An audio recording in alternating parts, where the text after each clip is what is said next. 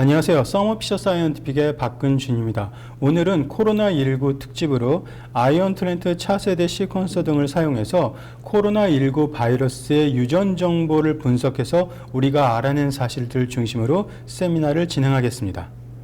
서머피셔 사이언티픽이 어떤 회사인지 잠깐 살펴보시겠습니다. 전 세계 과학기기 연구장비의 제조사 매출 순위가 이렇게 나와 있는데요. 그래프를 그려보면 이렇게 나옵니다. 그래서 서머피셔 사이언티픽은 전 세계 1위의 가장 큰 과학기기 제조사라고 보시면 되고요.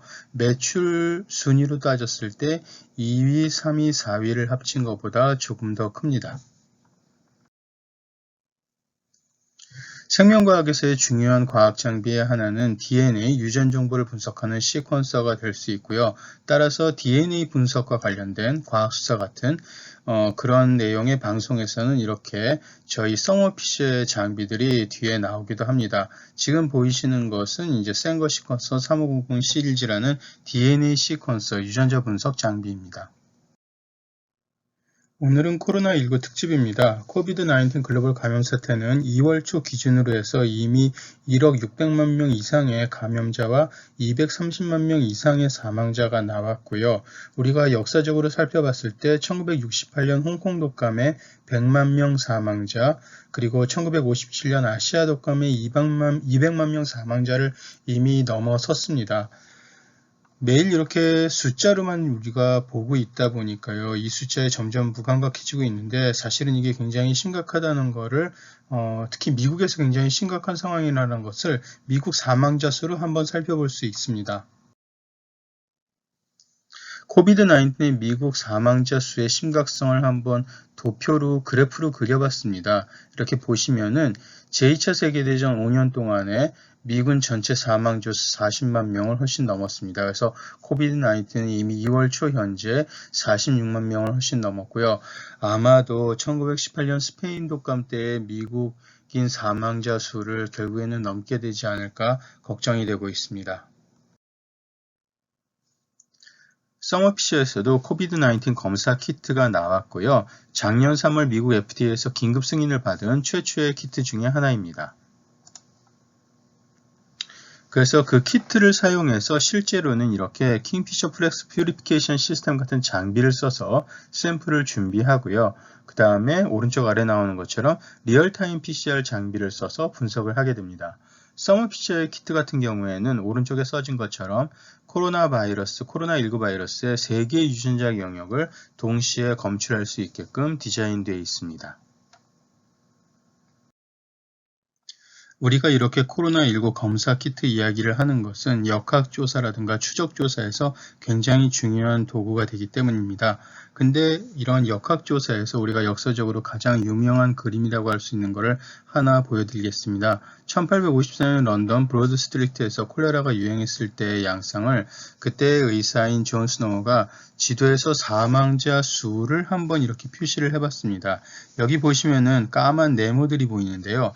이게 건물 모양이 아니라 여기에서의 사망자 수를 그래프로 나타낸 것입니다. 사망자 수가 많을수록 이 검정 네모가 더 크게 나타난다고, 길게 나타난다고 보시면 되고요. 이렇게 지도상으로 표시를 한 후에 존 스노우는 이때는 아직 콜레라균의 정체 같은 게 밝혀지지 않았던 시절입니다. 그래서 이게 혹시 오염된 공기인 건지 무슨 오염된 물인 건지 그 원인을 전혀 몰랐었는데 이러한 식으로 사망자 수를 표시하고 나서 그 다음에 각 거리에 있었던 물펌프의 위치를 같이 표시했습니다. 그 결과 여기 있는 물펌프가 굉장히 사망자 수의 위치와 중요한 관계를 가지고 있는 것처럼 보였고요. 따라서 행정당국과 논의해서 이 물펌프의 사용을 금지시키고 결국에는 콜레라 유행을 종식시킬 수 있었습니다. 그래서 콜레라 유행이 났었을 때 감염 사태의 정확한 원인을 몰랐어도 이러한 체계적인 조사로 우리가 과학적으로 대응할 수 있다는 것을 보여주는 굉장히 중요한 자료이고요. 최초의 현대적인 역학조사 사례로도 알려져 있습니다. 지금 우리는 여기에 덧붙여서 아까 보신 것처럼 코로나19처럼 어떤 이러한 감염 사태를 일으키는 박테리아나 바이러스의 정체를 밝혀내고 그 유전 정보까지 추가로 사용을 해서 더 업그레이드된 역학조사나 추적조사를 할 수 있게 된 것입니다. 코로나19 역학조사와 관련돼서 최근에 크게 뉴스가 됐던 것은 12월 말에 영국에서 발생한 걸로 여겨지는 변이 바이러스가 미국에서 확인이 됐다는 뉴스였었습니다.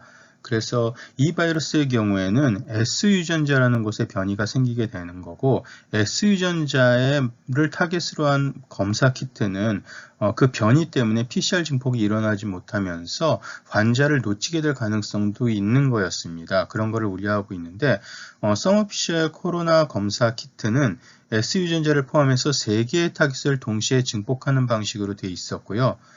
그러다 보니까 우연히 S유전자만 증폭이 안 되고 나머지 두 부분은 증폭이 잘 되는, 원래 보통의 코로나19 바이러스임은 3개의 영역이 전부 다 증폭이 될 텐데 약간 다른 양상이 특이한 양상으로 나오던 거죠. 그래서 그걸 가지고 영국 변이 바이러스의 가능성이 있다는 것을 알았다는 그런 내용도 뉴스에 포함되어 있습니다.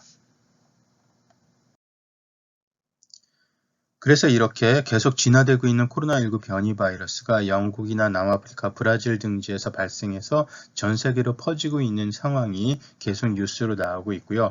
이러한 새로운 변이가 감염력이나 사망률을 높일 수 있지 않을까 걱정을 하는 겁니다. 그리고 바이러스의 유전 정보를 기반으로 개발이 된 백신이나 치료제가 혹시 성능이 떨어지지 않을까 또 걱정을 하고 있는 거고, 실제 일부 그런 것 같다는 보고들도 나오고 있습니다.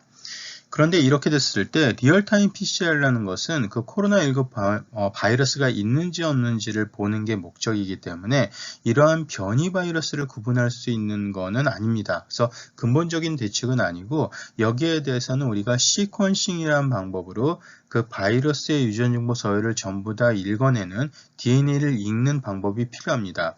그래서 이런 식으로 시퀀싱을 하게 되면 지금까지 생긴 변이를 모두 찾아낼 수 있고요. 그리고 앞으로 생기게 될 미지의 변이도 전부 찾아낼 수 있게 됩니다. 따라서 앞으로는 리얼타임 PCR 검사뿐만이 아니라 이런 식으로 NGS 등을 차세대 시퀀서 등을 사용한 바이러스의 시퀀싱, 유전 정보를 읽어내는 것이 굉장히 중요하게 될 것으로 여겨집니다.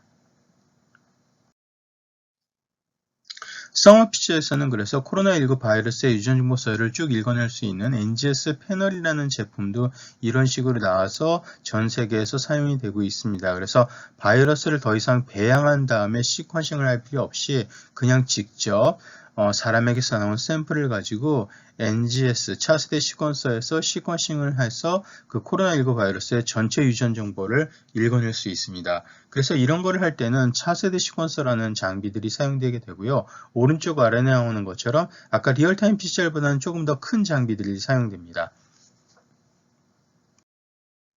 어떤 한 코로나19 바이러스 샘플을 시퀀싱을 하면 결과가 이렇게 나오게 됩니다. 이거를 저희가 베리언트 콜링을 한 결과라고 하고, 이 하나하나가 베리언트 변이라고 보시면 됩니다. 그래서 코로나19 바이러스는 3만 개 정도의 염기로 구성이 되어 있어서 1번부터 3만 번까지 번호를 붙일 수 있고요. 우한에서 최초로 시퀀싱 되었던 사르스코브2 서열 3만 개를 우리가 오리지널로 놓습니다. 그 레퍼런스와 비교를 해서 몇 번 위치의 돌연변이, 변이가 생겼는지 그 변이가 생긴 것들만 따로 표로 뽑아보면 이렇게 나오는 겁니다. 그래서 241번이 원래 중국 우한의 바이러스에선 C로 돼 있었는데 거기가 우리가 이번에 세퀀싱한 샘플에서는 100% T로 바뀌었다라는 것을 알 수 있게 되고요. 계속 진화가 되면서 이런 게 누적이 되어서 지금 현재는 10개, 20개, 30개 정도까지의 변이가 이렇게 축적이 된 바이러스 샘플들이 시퀀싱 결과로 나오고 있는 중입니다. 코로나19 바이러스에서 변이가 생겼다, 진화가 된다라는 말을 조금 더 알기 쉽게 한번 그림으로 표시해 봤습니다. 우리가 리얼타임 PCR로 코로나19 바이러스를 찾아낸다는 것은 코로나19 바이러스만이 가진 고유의 특이한 유전자가 증폭이 되는지 안 되는지를 확인해서요. 이렇게 여러 가지 모양의 바이러스가 있었을 때 코로나19 바이러스, 여기서는 마름모로 표시해 봤습니다. 마름모로 된 바이러스가 있는지 없는지를 알아낼 수 있게 되는 것입니다. 그런데 이 바이러스가 계속 퍼지다가 지역마다 조금씩 다르겠습니다만 시간이 흐른 다음에 어떤 지역에서 이렇게 빨간색 돌연변이가 생긴 바이러스가 나타날 수 있는 겁니다. 어떤 특정한 위치의 연기가 달라진 거겠죠. 그렇게 되면 같은 코로나19 바이러스지만 이렇게 두 가지 종류가 그 지역에 같이 있는 걸로 나오게 되고요. 또 시간이 지나다 보면은 두 번째 변이가 생긴 바이러스도 이렇게 출현을 하게 되는 겁니다. 그래서 점차 시간이 지나면서 이게 지역별로 다 조금씩 또 다르게 나올 수 있고요. 또 새로운 돌연 변이가 생길 수 있고, 경우에 따라서는 이렇게 새로운 변이가 생긴 바이러스, 다른 바이러스보다는 이 종류의 변이가 있는 바이러스에 감염된 사람만 예를 들어서 증상이 더 심해진다라든가 그런 현상이 나올 수도 있겠죠. 또 시간이 지나다 보면은 또 추가적으로 이러한 돌연 변이가 생겨서 이러한 변이를 가진 바이러스가 생길 수 있고, 또 전체 환자들을 분석해 봤더니 특히 이 변이를 가진 환자가 굉장히 많이 늘어나서 높은 비율을 차지하고 있다 라는 결과가 나오면은 이러한 새로운 변이 바이러스가 좀 더 감염률이 높은 게 아닐까, 전염력이 강한 게 아닐까, 그런 추정을 우리가 해볼 수 있는 겁니다. 실제로는 바이러스가 나오는 양 같은 것도 측정을 하겠지만요. 과학자들이 바이러스 유전자 시퀀싱으로 어떠한 것들을 알아낼 수 있었는지를 구체적으로 좀 살펴보겠습니다. 이것은 오스트레일리아 진롱 지역에서 초기 감염자들의 바이러스 시퀀싱을 분석한 결과입니다. 논문으로 나와 있는 거고요. 그것을 가지고 바이러스의 서열이 시퀀싱한 것과 전 세계에서 지금 보고된 바이러스 서열들을 함께 비교를 해서 이렇게 개통수 그래프를 그려볼 수 있습니다. 여기 하나하나가 바이러스라고 볼 수 있고요. 그렇게 하면은 이번에 시퀀싱된 이 지역의 바이러스들은 기존에 나왔던 것들과 어떠한 친척 관계가 되는지를 알아볼 수 있고, 그것을 비교해 보니까 이 지역에 온 바이러스들은 최소한 3개 이상의 유입 경로라고 할까, 3개 이상의 감염 경로에 를 따라서 각각 따로따로 이 지역에 전파가 되었다는 것을 알 수 있었다는 내용입니다. 캐나다 온타리오주 동부 지역의 최초의 코로나19 확진자들에 대한 25개 샘플의 시퀀싱 결과 보고입니다. 그래서 유전 정보 전체를 다 읽어내고 전 세계에서 분석된 코로나19 바이러스 서열들과 함께 비교를 해서 개통수 분석 등을 해본 결과 중국의 오리지널 바이러스가 직접 들어온 것이라기보다는 미국이나 유럽 쪽에서 변이가 생긴 약간 진화가 진행된 그러한 바이러스 종류들이 이 캐나다로 들어왔다는 것을 알 수 있었고, 처음에는 해외 영역이 있는 사람들, 그 다음에는 해외 영역이 없는 지역 사람들에게 퍼진 양상을 볼 수 있었다는 내용입니다. 자, 심지어는 사람뿐만 아니라 환경 샘플에 대해서도 바이러스가 있는지 없는지를 보고 있었죠. 그래서 이탈리아 같은 경우입니다. 여기서는 하수 기반 역학조사를 했었던 내용이고요. 그래서 폐수 처리를 하면서 그 처리 전후에 이제 또 분석을 했었는데요. 하수에서 처리를 하고 나면 이제 하수에서 바이러스가 나오지는 않습니다만, 처리하기 전에 하수에서 코로나19 바이러스의 흔적이 발견됐었고, 더 나아가서 NGS 시퀀싱까지 함으로써 어떠한 종류의 바이러스였는지도 알아낼 수 있었고요. 보니까 그 지역에서 사람들에게서 나온 코로나19 바이러스와 같은 종류의 바이러스가 이렇게 하수에서도 나오고 있구나라는 것을 알 수 있었습니다. 경우에 따라서는 특히 코로나19 같은 경우에는 무증상자들이 많기 때문에 실제 병원에 환자들이 오기 전서부터 이미 하수에서는 코로나19 바이러스 검출이 이미 시작되기도 하고 있습니다. 자, 2020년 4월에는 이런 뉴스도 있었습니다. 뉴욕의 브롱크스 동물원에서 사자와 호랑이가 코로나19에 걸렸다라는 이런 내용이 있었고, 아마도 직원에게서 전염된 것 같다라는 뉴스도 이렇게 있었습니다. 자, 그 이후에 그게 연구 논문이 또 과학자들에 의해서 이렇게 나왔었고요. 호랑이나 사자들이 간헐적인 기침이라든가 거친 숨소리 같은 그런 증상을 보였었고요. 실제 이 호랑이들과 그 다음에 그 주변의 사육사들에게서 바이러스를 시퀀싱을 해서 마찬가지로 이렇게 역학조사를 하고 그 바이러스의 유전 정보를 가지고 이렇게 개통수를 그려본 것입니다. 그 결과 여기 보이시는 것처럼 호랑이와 그 다음에 여기 사육사 1번이라고 되어 있는 사람 2번이 모두 완전히 같은 종류의 바이러스를 감염됐었던 걸 알 수 있고요. 따라서 이 사육사들에게서 이렇게 호랑이로 감염됐었고, 이러한 클러스터는 여기 있는데 사자에서 나온 바이러스는 또 종류가 조금 달랐던 겁니다. 이렇게 거리가 있죠. 즉 같은 종류의 바이러스가 아니었던 거죠. 그래서 사자는 아마도 사자 이쪽의 사육사를 통해서 약간 다른 종류의 코로나19 바이러스에 감염된 것 같았다라는 것을 또 이렇게 알 수 있었다는 내용입니다. 그래서 이거는 특히 원헬스라고 하는데요. 어떤 감염 사태가 발생했었을 때 동물도 만일 중요한 매개체라고 할까 같이 감염이 될 수 있는 경우에는 사람 길을 잘 막았다 하더라도 동물을 통해서 이게 감염 사태를 우리가 제대로 억제하지 못할 수도 있는 거죠. 그래서 동물과 사람, 그 다음에 같이 놓여져 있는 환경에 대해서도 우리가 이렇게 포괄적으로 우리가 연구하고 분석하는 게 필요하다라는 그런 내용을 또 과학자들이 강조하고 있습니다. 자, 그리고 반려동물에서도 우리가 감염이 되는 것을 알고 있습니다. 그래서 이거는 미국 텍사스주에서 코로나19 확진자 집에 반려동물들이 코로나19에 어떻게 감염되고 있는지를 확인한 그런 보고입니다. 그래서 살짝 광범위하게 좀 보긴 했습니다만은 여기서 보면은 실제 고양이의 한 47%, 개 한 15% 정도가 감염이 됐었고요. 집으로 따지게 된다면 반려동물을 키우고 있었던 확진자 집 중에서는 한 25% 정도에서 반려동물에게도 코로나19가 전염이 된 것을, 전파가 된 것을 알 수 있었다는 얘기입니다. 그 중에서 이제 바이러스에 대해서 시퀀싱 분석까지도 일부가 진행이 됐었고요. 그래서 어떤 종류의 코로나19 바이러스인지도 확인을 해봤고, 그 결과 역시 확진자들에게서 나왔던 똑같은 종류의 코로나19 바이러스였다라는 것도 알 수 있었다는 그런 내용입니다. 자, 그리고 지난 1월 24일에 한국에서도 뉴스가 나왔었죠. 반려동물의 코로나19 감염이 국내에서 첫 번째로 최초로 확인이 됐습니다. 그래서 이거는 이제 고양이를 기르던 모녀가 확진이 되었기 때문에 고양이를 돌봄 장소로 옮기는 과정에서 코로나 검사를 해봤더니 양성 판정이 나왔던 거였습니다. 그래서 NGS 시퀀싱을 하면 아마도 여기 이 모녀분하고 같은 종류의 바이러스라고 아마 나오게 될 겁니다. 그래서 우리나라 질병관리청이라든가 아니면 CDC에서도 이렇게 여러 가지 반려동물에 대한 정보도 같이 공개가 되고 있습니다. 그래서 현재까지는 반려동물의 경우에는 대부분 증상이 약한 것으로 보이고요.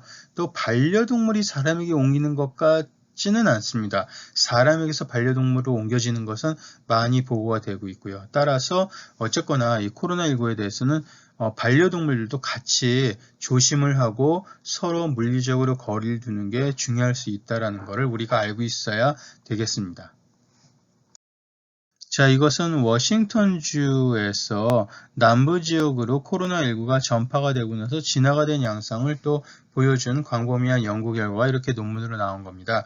그래서 여기는 이제 노스캐롤라이나 주였는데요. 여기 위치하고 있는데 대도시와는 조금 다른 인구 밀도가 낮은 지역인 거죠. 그래서 여기에서 많은 샘플들에 대해서 이제 시퀀싱을 해봤고요. 개통수 분석까지 다 해봤더니 미국 전역에서 나온 것들과 함께 비교하면서 해봤더니 여기 왼쪽 위에 있는 워싱턴주에서 바이러스가 이렇게 와서 온 사람을 통해서 이 노스캐롤라이나 주로 코로나19 바이러스가 퍼지기 시작한 거를 이제 확인할 수 있었었고요. 그 다음에 이 안에서 또 진화가 일어나면서 약간 다른 종류의 변이를 가진 바이러스들이 생기기 시작했다라는 걸 확인했다는 그런 내용입니다.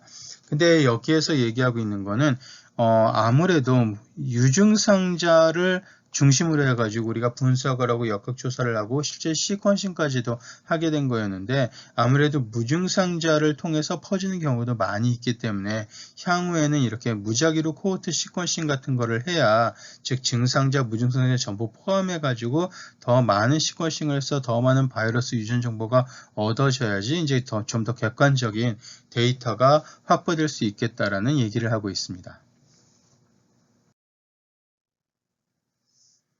네, 마지막으로 이제 이거는 위스콘신주에서 대학이라든가 학교를 이제 온라인 수업만 하고 있다가 다시 오픈을 했었을 때 어떠한 일이 벌어졌는지를 본 사례입니다. 그래서 이거는 위스콘신주에서 코로나19로 폐쇄되었던 두 개 대학에서 다시 대학이 오픈돼서 수업이 재개된 이후에 그 100개가 넘는 바이러스의 지놈을 전부 시퀀싱 했었고요.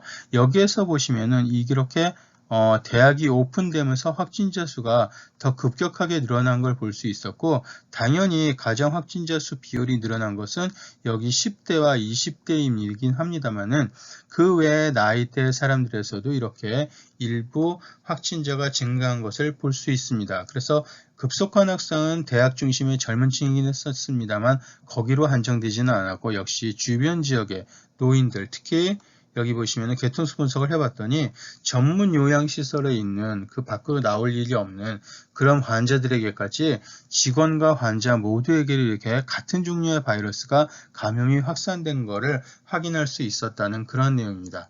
물론 이제 대학을 오픈한다라든가 학교를 오픈하면서 어떠한 식으로 방역 조치를 취하고 물리적인 거리를 두고 있는지에 따라서 이제 달라지긴 하겠습니다만은, 여기에서는 위스콘신주에서는 이러한 식의 감염 사태가 확산이 되는 그런 결과가 나왔다는 내용입니다. 오늘은 코비드-19 특집으로 아이언 토렌트 차세대 시퀀서를 이용하여 바이러스의 유전 정보를 분석하는 내용에 대해 알아봤습니다. 리얼타임 PCR의 진단 키트는 코로나19 바이러스의 특유의 유전 정보를 기반으로 해서 역학조사를 신속하게 할 수 있게끔 해주었는데요. 아이언 토렌트 차세대 시퀀서로 바이러스의 전체 유전 정보를 읽어내게 되면 더 정교한 역학조사가 가능하고 진화 과정도 살펴볼 수 있었습니다. 그래서 과학자들이 여러 가지 사실을 알아냈고요. 지금 현재는 코로나19 바이러스 전용의 아이언 앰플리칙 사르스코브2 패널과 그 다음에 전자동 초고속의 제넥서스 시퀀서가 지금 새롭게 등장했기 때문에 이 조합으로 시퀀싱을 가속화시킬 수 있습니다. 특히 요즘 급속한 진화 때문에 생기는 변이 바이러스를 시퀀싱으로 찾아내는 것이 점점 중요해지고 있고요. 해외 입국자 중에서 코로나19 확진자의 100%를 바이러스 시퀀싱하고 철저하게 격리를 한다면 이론상으로는 국내 유입을 억제하거나 감소시킬 수 있습니다. 그리고 살펴보신 것처럼 이러한 역학조사는 물론 환경이나 동물에서의 바이러스 시퀀싱도 점점 중요해지고 있습니다. 이렇듯 여러 나라 여러 지역에서 코로나19 바이러스가 어떻게 퍼져나가고 어떠한 변이들이 생기면서 진화하고 있는지 과학자들이 신속하게 정보를 모아서 공개하고 있습니다. 네, 오늘 발표는 여기까지입니다. 슬라이드 자료가 필요하시거나 슬라이드 발표 내용에서 궁금한 게 있으신 분들은 여기 메일 어드레스로 저한테 문의를 주시면 제가 최대한 답변을 해드리도록 하겠습니다. 감사합니다.